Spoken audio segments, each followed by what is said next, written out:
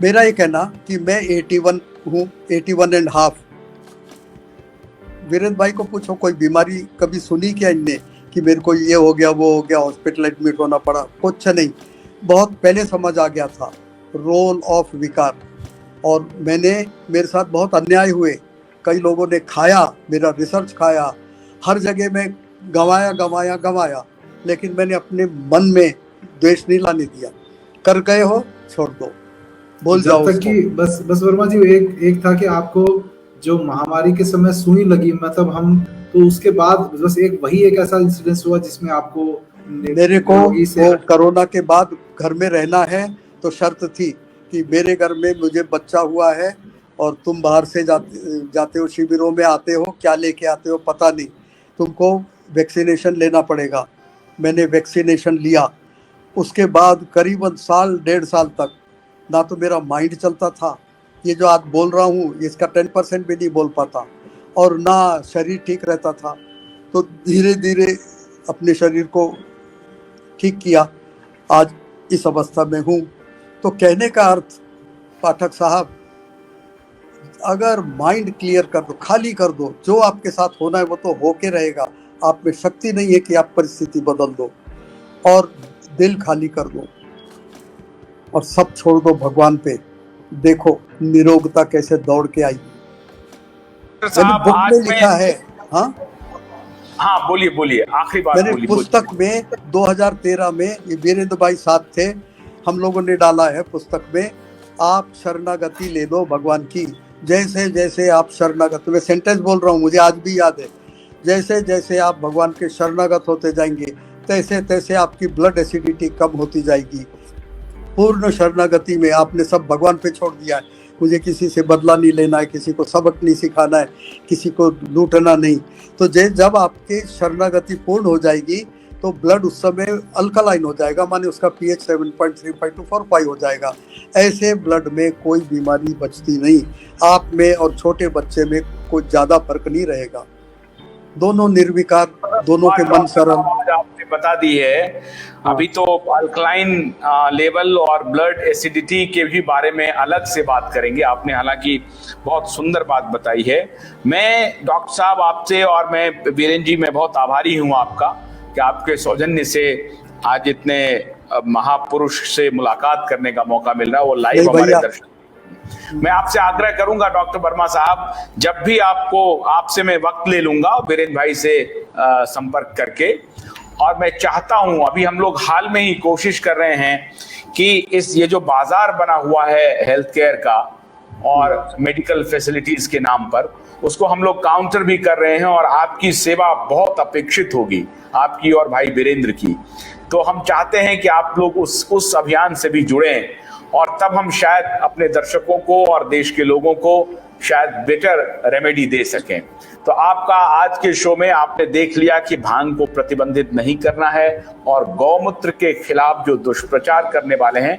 एक सवाल मैं आखिर में पूछना चाहता हूं गौमूत्र के बारे में। ये डॉक्टर्स वगैरह कहते रहते हैं, एमबीबीएस डॉक्टर्स वगैरह, कि भाई गाय भी तो बीमार होती है, गाय भी बहुत सारी टॉक्सिन लाती है, और उनके भी मूत्र में टॉक्सिसिटी रहती है, जिसको आपने बैक्टीरिया के बारे में आपने खुद ही कह दिया, और उस टॉक्सिन को आप पीते हैं तो जाहिर है आप भी बीमार हो जाएंगे।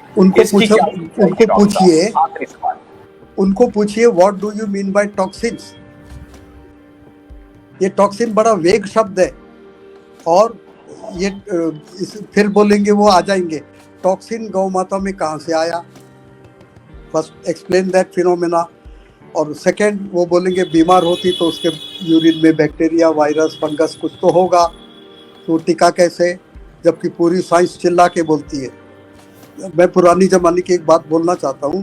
पुराने लोग राख से बर्तन मांजते थे, और आपको माने जो सुन रहे हैं उनको चैलेंज है, जाओ राख का पीएच निकालो, और उनको देखकर आश्चर्य होगा कि राख का पीएच एसिडिक तो है ही नहीं, 8 के ऊपर ही है, depending upon type of elements present in it. उसे कहते हैं अल्कली मेटल एलिमेंट्स।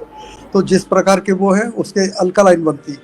उस थाली को केवल सूखी राख से मांज देते थे, सूखी राख लपेट देते थे और कपड़े से पोंछ देते थे। क्या मजाल एक बैक्टीरिया टिक जाए। ये है अल्कलिनिटी का रोल। और ये कैसे बोल देते धड़ल्ले से, आपकी गाय माता भी बीमार होती है, उसको भी बीमारी होती है, तो टॉक्सिन्स आते हैं। First define toxin, you can not just use वेग वर्ड। राख से तो केवल राख से पहुंचकर बिना पानी से धोए रख दिया करते थे। यस यस यस, और उससे अच्छा कुछ नहीं। जहां आपने पानी से धोया, पानी में प्रेजेंट बैक्टीरिया उस पर चिपक जाएंगे। जी, बहुत और बढ़िया, मैं आखिरी बहुत बढ़िया और डॉक्टर साहब। आखिरी बात कहना चाहूंगा, और एक पाठक साहब, कल भी और एक बात कही बचता थी है, जी। और एक बचता है कि क्या जी। बात है, ये जो नागा साधु हैं ये राख लपेटते, क्या शौक है इनको राख लपेटने का? अरे साहब, वो राख लपेटते हैं, क्या मजाल है उस बैक्टीरिया की कि वो बॉडी को क्रॉस कर जाए, अंदर प्रवेश कर जाए, अल्कलिनिटी से मर जाएगा। उसका दूसरा उदाहरण देता हूँ। जब आप अचार बनाते हैं तो उसमें नमक डाल देते हैं बहुत सारा, कोई बैक्टीरिया जिंदा नहीं रह सकता। होता क्या है, बैक्टीरिया के अंदर का पानी या अचार का नमक खींच लेता है, वो तो पाउडर हो जाता है। और उसी तरह मुरब्बा बनाते तो शुगर डाल देते बहुत सारी, क्या होता है वही फिनोमिना, वो शुगर की कंसंट्रेशन मुरब्बे में ज़्यादा है, बैक्टीरिया में कम है। ये मुरब्बे का शुगर बैक्टीरिया का पूरा पानी खींच लेता है और वो ड्राई पाउडर हो जाता है। बहुत सारी फिनोमिना हैं जिसे होरी तभी तो चलता है, भगवान शिव मसान में होरी खेलते हैं और हाँ। भस्म विभूत लगाते हैं, अंग में पूरा भभूत लगा देते हैं। That's the philosophy, that's the science. Yes, Indians उनकी मुकाबला नहीं वर्ल्ड में। जो हम इंडियंस में आजकल के, मैं आप वीरेंद्र भाई नहीं बोल रहा हूँ, इंडियंस हमारे साधु सन्यासी जिन्होंने गजब का रिसर्च किया विदाउट ए सिंगल इंस्ट्रूमेंट। आज तो हमारे पास है 2D इकोकार्डियोग्राम और MRI FMRI, वो कुछ नहीं था उनके पास। उनके पास केवल एक इंट्यूटिव पावर और भगवान के भगवत प्रदत्त विवेक, उस दम पे उनने सारा कुछ कर दिया है। कोई सा भी फील्ड ले लो।